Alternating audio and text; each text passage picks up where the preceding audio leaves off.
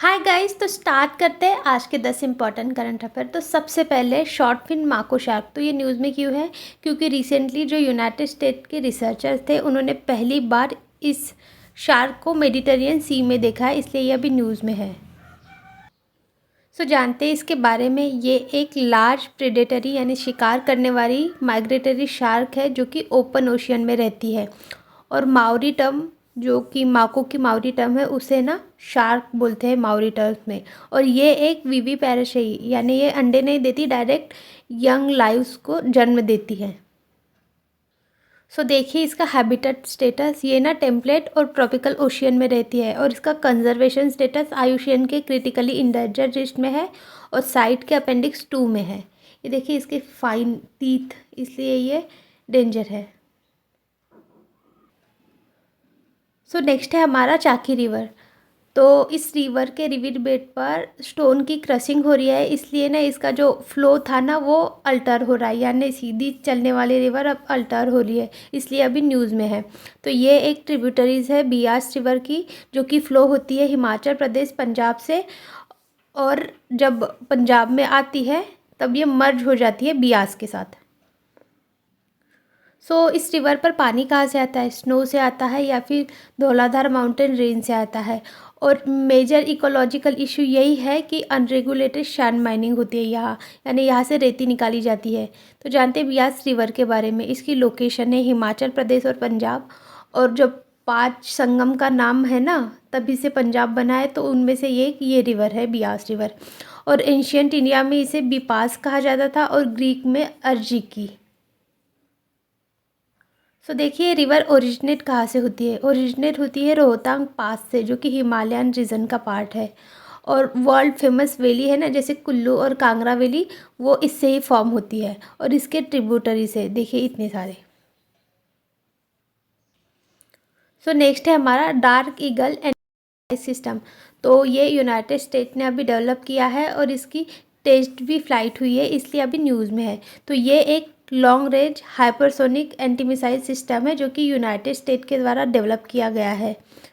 और जैसे ये इतना केपेबल है कि जो भी मिसाइल आ रही है उसे एयर में ही डिस्ट्रॉय कर सकती है। और ये स्टॉप भी कर सकती है बैलिस्टिक क्रूज या हाइपरसोनिक मिसाइल वारहेड में ही। देखिए इसकी रेंज कितनी है, 2775 किलोमीटर रेंज है और ये है मिसाइल। ये है बांडूपोल हनुमान टेम्पल। तो ये न्यूज़ में क्यों है? देखिए सरिस्का टाइगर रिजर्व के अंदर ना ये टेम्पल आता है। तो टाइगर रिजर्व से इस टेम्पल में जाना पड़ता है ना, तो उससे कैसे टाइगर रिजर्व में व्हीकल अलाउड नहीं रहते और तो टेम्पल में जाने के लिए व्हीकल लगते हैं, इसलिए अभी थोड़ा कॉन्फ्लिक्ट हो गया, इसलिए अभी ये न्यूज़ में है। तो ये देखिए ये टेम्पल 5000 साल पुराना है, जो कि लोकेटेड है with in the Sariska tiger reserve Alwar Rajasthan में। और टेम्पल का नाम क्या है? पांडुपोल। पांडुपोल का मतलब ही पांडव से रिलेटेड है, महाभारत के जो पांडव थे ना वो। देखिए ऐसा माना जाता है कि महाभारत के टाइम पांडव और उनकी वाइफ जो द्रौपदी थे उन्होंने ना कुछ टाइम यहाँ बिताया था जब उनका एग्जाइल का समय चल रहा था। और इसे ही तब के टाइम में विराट नगर भी बोला जाता था। और यही भीम ने इनकाउंटर किया था हनुमान के साथ। और ये टेम्पल प्राइमरी अट्रैक्शन है, जो भी रिक्लाइन स्टेचू है यानी ऐसे सोए हुए हनुमान जी की स्टेचू है ना, उसका ये प्राइमरी अट्रैक्शन है, जो कि ये इस्टेब्लिश की गई थी ये स्टेचू पांडव्स के द्वारा। देखिए सरिस्का टाइगर रिजर्व के बारे में जानते हैं। इसकी लोकेशन ऑफ कोर्स राजस्थान में है, अरवरी हिल में, जो कि 800 के स्क्वायर किलोमीटर का एरिया बाउंड करती है। और ये पहले ना हंटिंग ग्राउंड भी होता था महाराजा जो अलवर के थे उनके लिए। फिर इसे नेचुरल रिजर्व डिक्लेयर किया गया था 1955 में और नेशनल पार्क 1979 में। और ये पहला रिजर्व था जहाँ सक्सेसफुली रिलोकेट किया गया था टाइगर, यानी टाइगर यहाँ लाया गया था पहली बार। नेक्स्ट है हमारा एथलीट बायोलॉजिकल पासपोर्ट। तो ये रिसेंटली वाडा ने यानी वर्ल्ड एंटी डोपिंग एजेंसी ने ग्रांट किए हैं नेशनल डोपिंग टेस्टिंग लेबोरेटरी को कि ये पासपोर्ट मैनेज कर सकते हैं एथलीट बायोलॉजिकल पासपोर्ट। तो ये क्या होती है? जैसे नॉर्मल पासपोर्ट रहती है जहाँ हमारा नेम, कंट्री का ओरिजिन, डेट ऑफ बर्थ वगैरह लिखा रहता है। और ये बायोलॉजिकल पासपोर्ट क्या रहती है, वहाँ हमारा ना एनालिसिस दिया रहेगा डाटा का, यानी ब्लड शुगर और स्टीरॉयड की प्रोफाइल ये सब दिया रहेगा।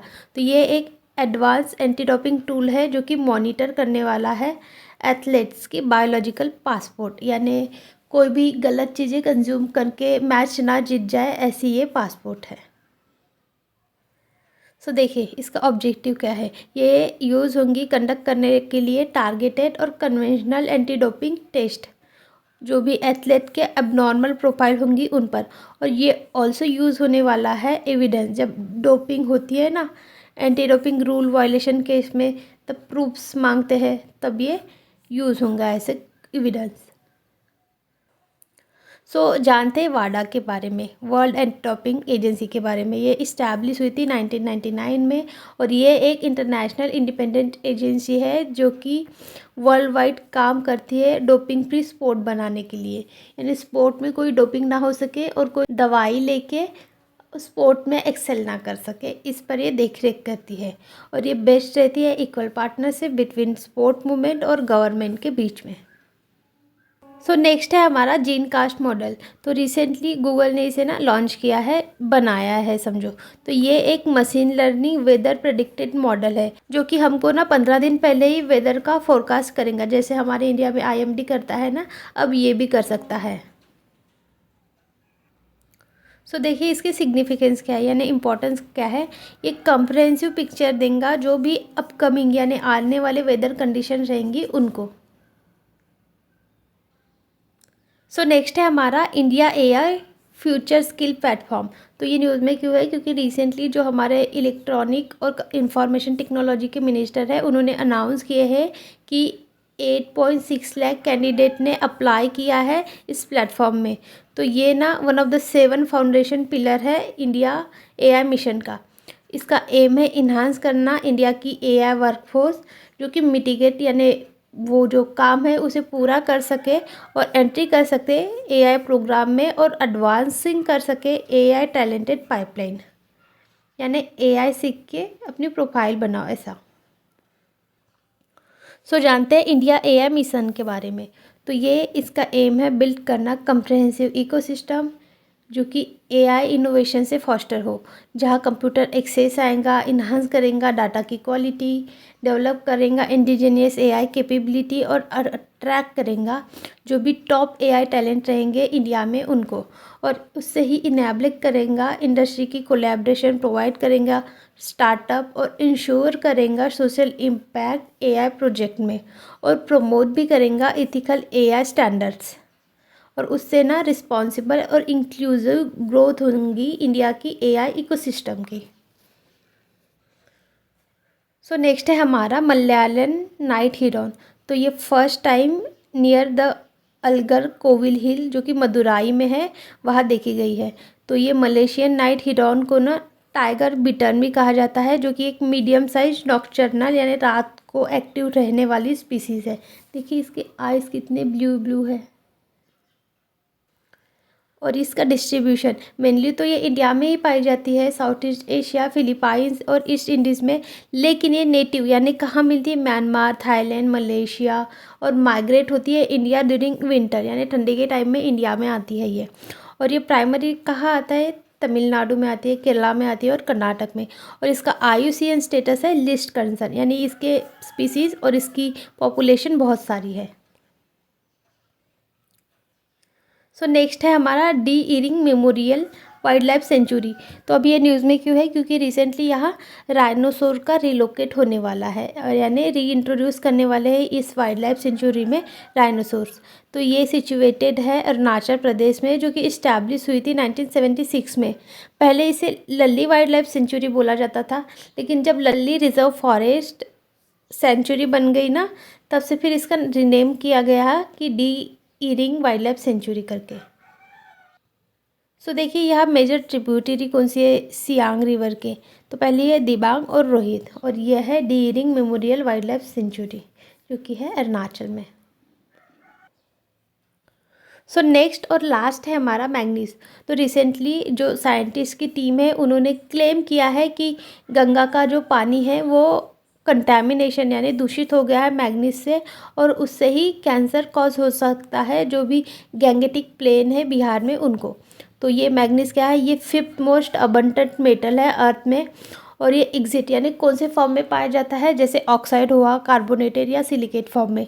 ये फूड में, पानी में, सॉइल में या रॉक में भी प्रेजेंट रहता है। सो जानते हैं थोड़ा मैग्नीज के बारे में। इसका एटॉमिक नंबर है 25, सिंबल है Mn और नेम है मैग्नीज। तो ये सॉलिड स्टेट में आता है, एक ट्रांजिशन मेटल है, क्यूबिक साइज में रहता है और ये स्ट्रांगली एसिडिक रहता है। इसका क्रिस्टल स्ट्रक्चर रहता है, ये देखिए ये, और इसका एटॉमिक वेट है 54.93। सो जानते हैं बायोलॉजिकल रोल, जो भी मैग्नीज के बायोलॉजिकल रोल है उसके बारे में। तो ये एक इसेंशियल यानी ज़रूरी ट्रेस एलिमेंट है जो कि इम्पॉर्टेंट रोल प्ले करता है बॉडी को मेंटेन करने के लिए, हीमोस्टैटिस की स्टेट। और कभी ज़्यादा कंज्यूम करें ना तो ये टॉक्सिक हो जाता है। तो मैग्नीज एक इसेंशियल एलिमेंट है जो कि हर लिविंग ऑर्गेनिज्म में पाया जाता है।